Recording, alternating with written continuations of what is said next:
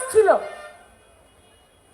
নন্দীগ্রাম খেজুরি জুড়ে গোটা রাজ্যতে একদিকে সমাজকর্মীরা, বাইরের রাজ্য থেকে উড়ে আসা কিছু মেকি সমাজ प्रेमी, तारा कुछ बीजेपी का लोग दिल्ली से आया था, किछु माओवादी, किछु टीवी चैनल और गादा गादा टाकार बोमा बारूदेर विस्तार जोगाजोग।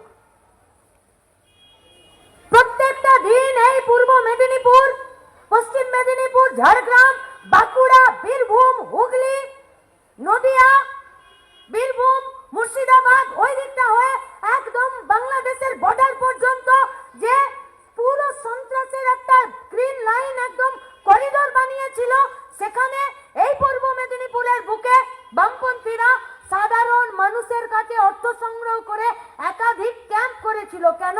যারা ঘর ছাড়া, যারা বিতাড়িত, যারা গায়ে ঢুকতে পারছে না, যাদের ঘর পুড়িয়ে দিচ্ছে, 150-র বেশি গণ আন্দোলনে পার্টি অফিসগুলোকে ভেঙে দিল, তাদেরকে যাতে স্বাস্থ্য, শিক্ষা, বাসস্থান তাদেরকে যাতে একটু থাকতে দেয়।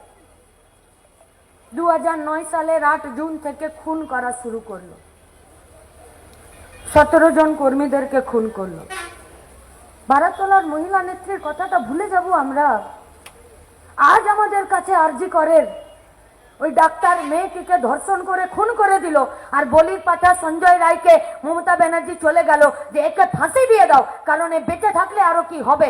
আর বিজেপির সিবিআই মাঝপথে ছেড়ে দিল, যা মমতা ব্যানার্জি ঠিক করেছিল তাকেই দোষী সাব্যস্ত করে দিল। আর বারাতলাতে মহিলা নেত্রীকে ধর্ষণ করে গাছে টাঙিয়ে দিয়েছিল না?